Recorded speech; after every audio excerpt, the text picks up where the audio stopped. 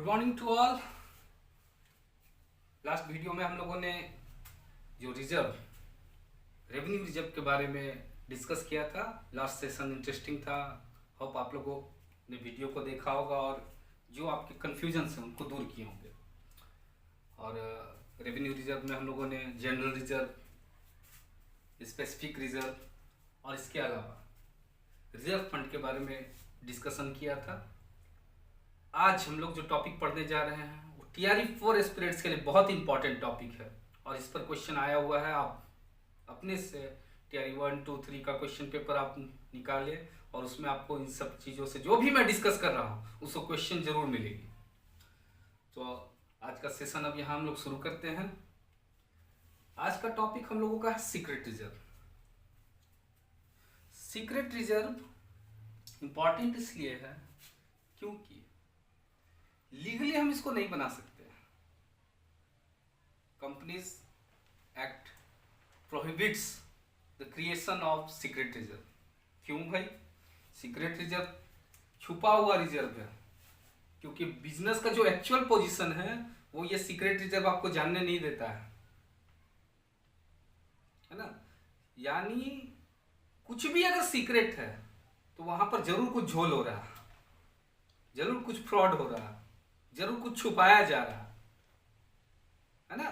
तो अकाउंटेंसी में हम लोग जानते हैं, प्रिंसिपल भी पढ़े हैं, प्रिंसिपल ऑफ फुल डिस्क्लोजर। उस प्रिंसिपल को ये वायलेट्स करता है।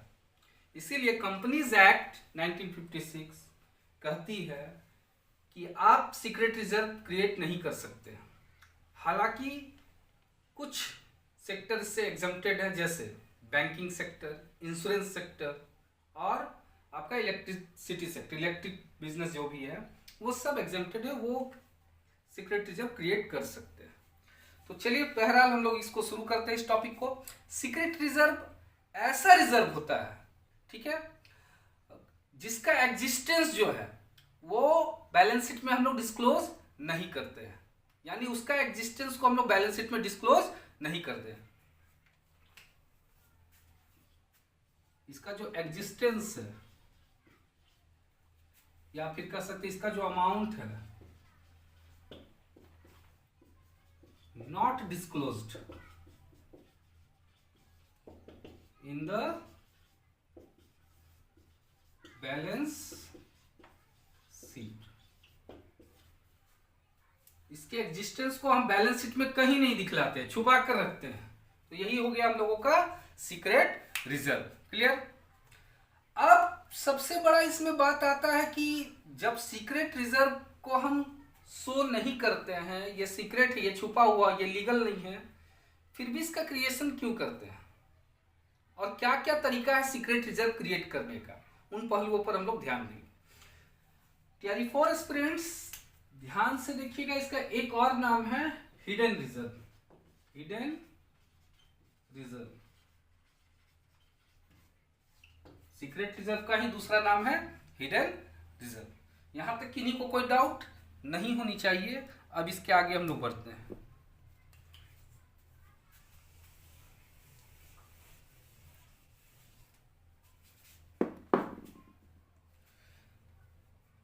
पहला पहलू कि जब सीक्रेट रिजर्व वैलिड नहीं है तब हम इसको क्रिएट क्यों करते हैं। तो उसका सबसे पहला आंसर आपका इसमें हो जाएगा कि to strength the financial position of the enterprise. जो मेरा बिजनेस है एक्चुअली जो दिख रहा है, इससे ज्यादा इसको हम मजबूती प्रदान करें, है ना।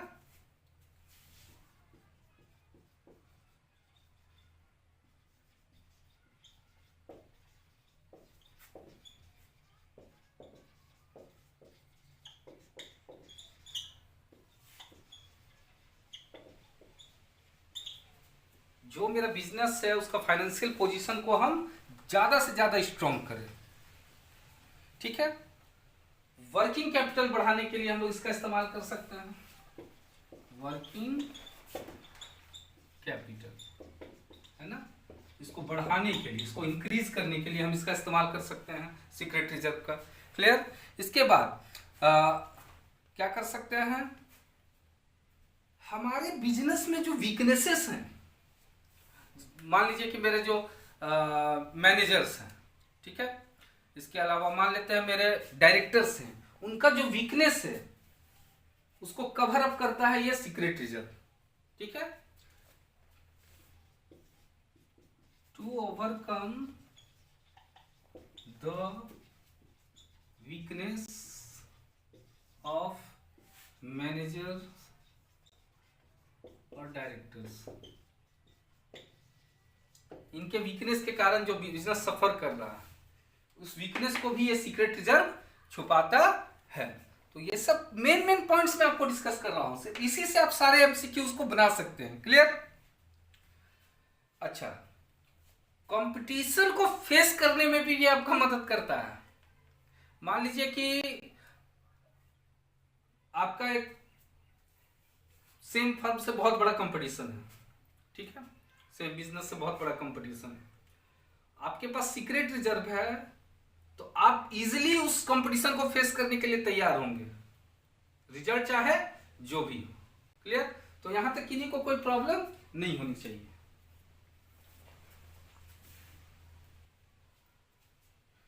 तो वीकनेस के बारे में हम जान लिए हैं। नेक्स्ट इसमें आ जाता है आपका डिविडेंड को रेगुलेट करने में भी ये आपका मदद करता है, डिविडेंड को रेगुलेट करने में। Clear? To regulate normal rate of dividend, ये सारा काम सीक्रेट रिजर्व का है। ये सारा ऑब्जेक्टिव सीक्रेट रिजर्व क्रिएशन का है। सीक्रेट रिजर्व इन्हीं ऑब्जेक्टिव से क्रिएट किया जाता है ताकि हम ये सारे ऑब्जेक्टिव्स अचीव कर सके। अब हम लोग इसको और गहराई से जानेंगे, इसके बारे में और ज्यादा जानेंगे कि सीक्रेट रिजर्व क्रिएट कैसे किया जा सकता है। ये बहुत इंपॉर्टेंट टॉपिक है, creation of secret reserve.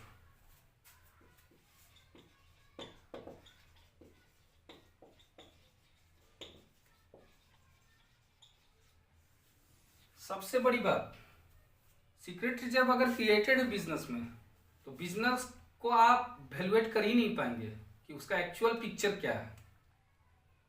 Profit को कहीं ज्यादा कम कर दिखलाया जाएगा, एसेट्स का वैल्यू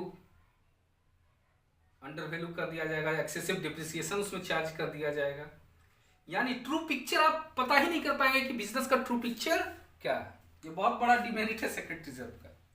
तो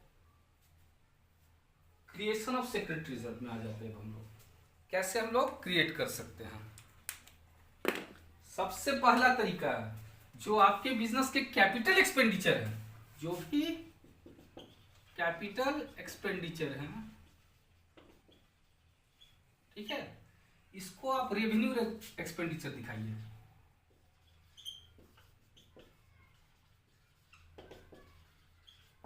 ठीक है, जो भी कैपिटल एक्सपेंडिचर है उसको जनरली रेवेन्यू एक्सपेंडिचर शो कर दिखलाया जाता है। ठीक है, तो by charging capital expenditure into revenue expenditure. ठीक है, जितने भी कैपिटल एक्सपेंडिचर हैं उसमें से बहुतों को रेवेन्यू एक्सपेंडिचर कंपनी दिखला देती है। ये एक तरीका है जिससे सीक्रेट रिजर्व आप क्रिएट कर सकते हैं। दूसरा तरीका है, जितने भी फिक्स असेट है आपके, जितने भी फिक्स असेट, उन पर जरूरत से ज्यादा डेप्रिसिएशन चार्ज कर दीजिए। अपने आप असेट का वैल्यू कम होते चला जाएगा, है ना। तो by charging excessive depreciation on fixed asset, जो नॉर्मल रेट है उससे कहीं ज्यादा डिप्रिसिएटेड वैल्यू पर आप असेट्स को दिखला रहे हैं। इसके बाद का तरीका जो है, जो भी आपका करेंट असेट है ना, उस करेंट असेट को उसके वैल्यू से बहुत कम वैल्यू पर दिखलाया जाए बाय अंडर वैल्यूइंग। उसका वैल्यू को बहुत कम दिखलाए। मान लीजिए 50,000 वैल्यू है किसी करेंट असेट का, उसका वैल्यू 20,000 आप दिखला रहे हैं, है ना। कोई 1 लाख का है, उसका 70,000 दिखला रहे हैं। तो उसी में से आप हकमारी कर करके आप सीक्रेट रिजर्व क्रिएट कर सकते हैं। By under valuing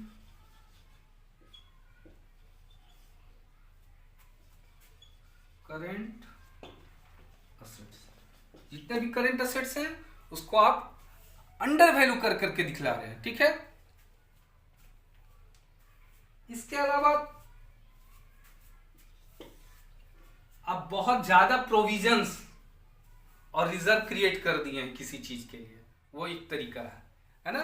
by creating more provision for liabilities, by creating more provision for liabilities. Liabilities के लिए जो जरूरत नहीं भी है उसके लिए भी आपने प्रोविजन क्रिएट कर रखा है। ये सारे तरीके हैं सीक्रेट रिजर्व क्रिएट करने का।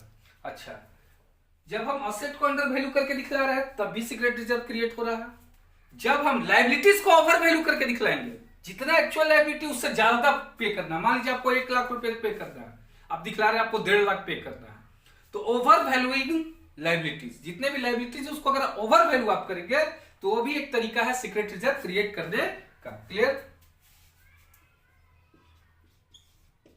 बाय ओवर वैल्यूइंग लायबिलिटी, जो भी liabilities, current liabilities, fix liabilities जो भी है उसको आप ओवर वैल्यू कर कर दिखला रहे हैं, ठीक है। इसके अलावा और एक तरीका है आपका कंटिंजेंट लायबिलिटी। जो भी होता है बिजनेस का जो भी कंटिंजेंट लायबिलिटी होता है उसको हम रियल लायबिलिटीज में दिखला रहे हैं, है ना। कंटिंजेंट लायबिलिटीज को जब हम रियल लायबिलिटीज शो करते हैं, क्योंकि देखिए कंटिंजेंट लायबिलिटी एक समय के साथ हम उसको राइट ऑफ कर देते हैं, लेकिन रियल लायबिलिटीज को हम लोग राइट ऑफ नहीं करते। इसीलिए कंटिंजेंट लायबिलिटीज को आप जब रियल लायबिलिटीज में शो करेंगे तब भी एक तरीका है सीक्रेट रिजर्व क्रिएट करने का।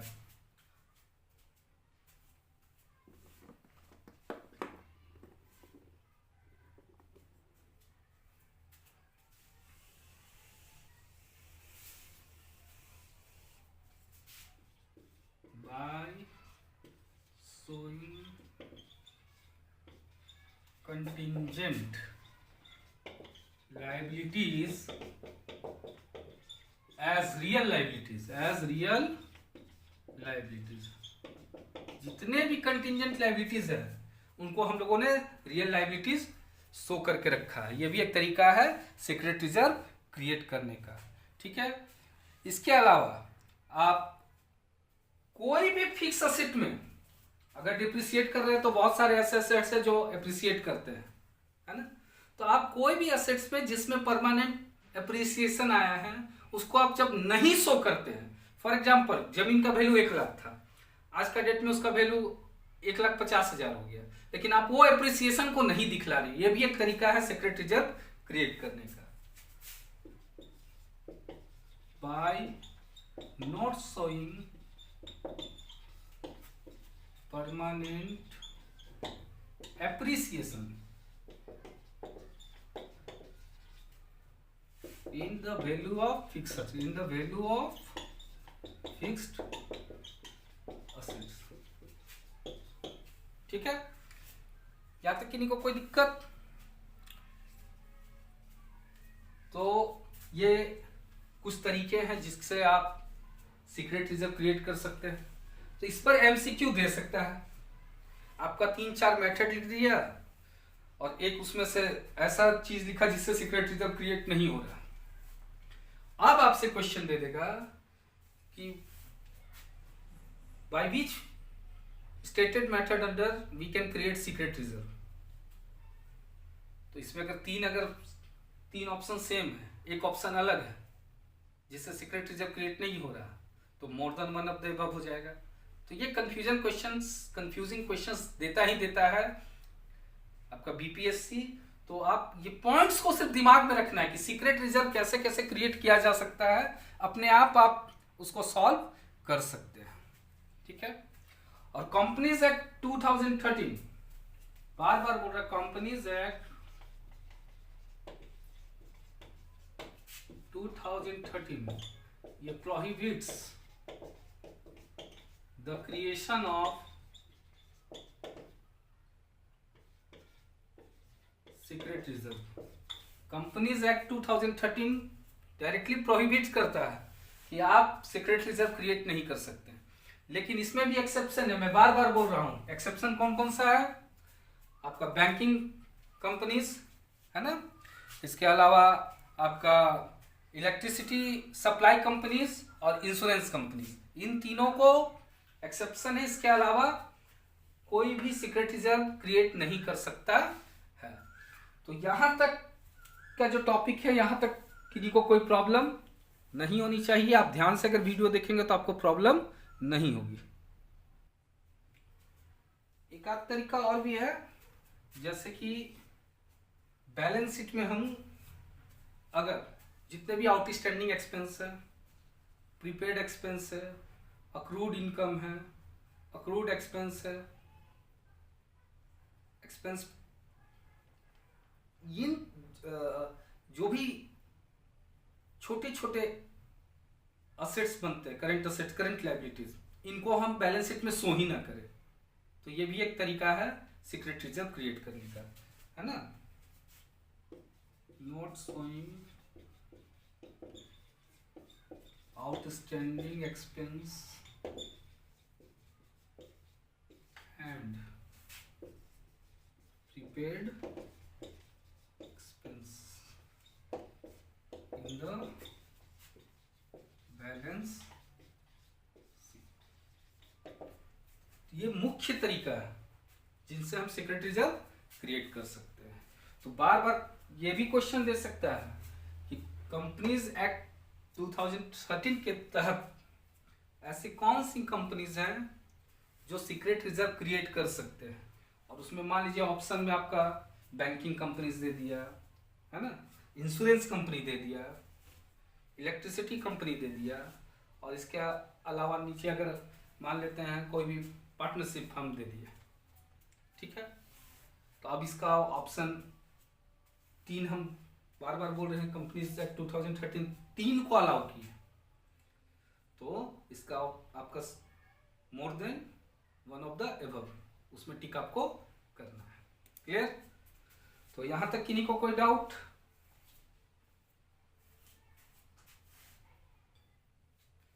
चलिए अब हम लोग आ जाते हैं, इसका डिसएडवांटेजेस क्या है। यही इसका लास्ट टॉपिक होगा कि सीक्रेट रिजर्व क्रिएट करने से एक फर्म को क्या क्या डिसएडवांटेजेस हो सकता है, या फिर जो भी उसमें स्टेक होल्डर्स है उनको क्या क्या डिसएडवांटेजेस आ सकता है।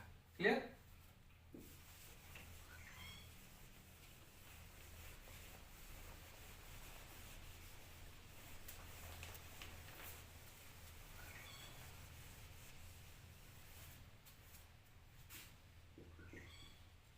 Disadvantages of creating secret reserve।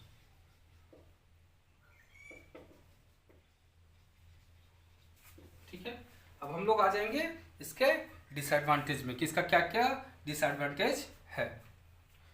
देखिए, जब भी सीक्रेट रिजर्व क्रिएट होता है ना, तो सबसे पहले क्या होता है, जो प्रॉफिट एंड लॉस है वो नेट प्रॉफिट या जो नेट लॉस हुआ है उसका सही पिक्चर नहीं देता है ना। जब भी सीक्रेट रिजर्व क्रिएट होता है तो जो कंपनी का प्रॉफिट लॉस होता है, ठीक है, वो करेक्ट प्रॉफिट और लॉस आपको शो ही नहीं करेगा। ये सबसे पहला डिसएडवांटेज है। जब कंपनी का करेक्ट पोजीशन हमको मालूम ही नहीं चलेगा तो हम उसमें कैसे इंटरेस्ट लेंगे और क्या इन्वेस्ट करेंगे आप वो क्लियर नहीं कर पाए, है ना। तो when secret reserve be created, when secret reserve is created, the profit and loss account, जो प्रॉफिट एंड लॉस अकाउंट होता है आपका कंपनी का, does not reflect true या fair profit or loss of the company।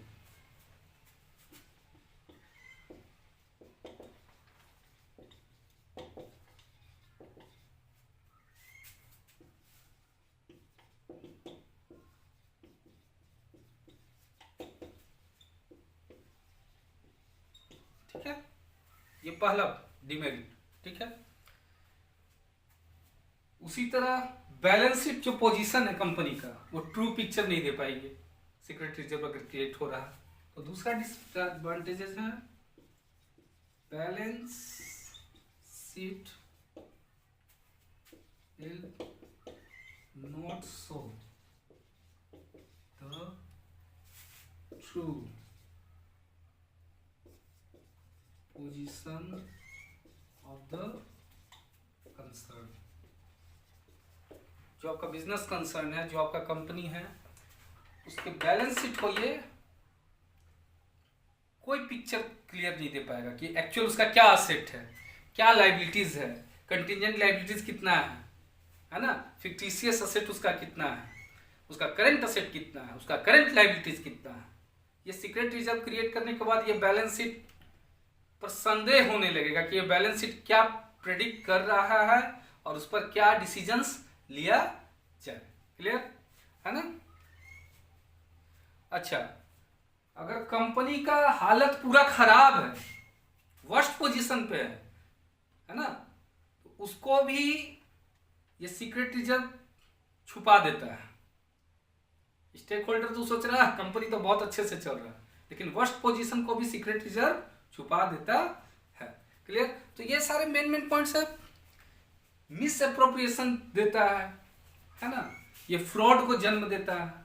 तो ये main point आपका जो है डिसएडवांटेज में ये दो है, यही दो सबसे मेन पॉइंट है कि ना प्रॉफिट एंड लॉस सही से आपका मालूम चलेगा, ना ही पोजीशन स्टेटमेंट क्या असेट है, क्या लाइबिलिटीज है, कितने करंट लाइबिलिटीज है, कितने करंट असेट है, फिक्टिशियस असेट्स है कि नहीं, है ना, डिप्रिसिएशन एक्सेस चार्ज कर रहे हैं, अप्रिसिएशन तो शो ही नहीं कर रहे हैं। तो ये सारा डिसएडवांटेजेस और सीक्रेट रिजर्व का। तो सीक्रेट रिजर्व में जो मेन पहलू था उसको मैंने शॉर्ट में ही टच किया है।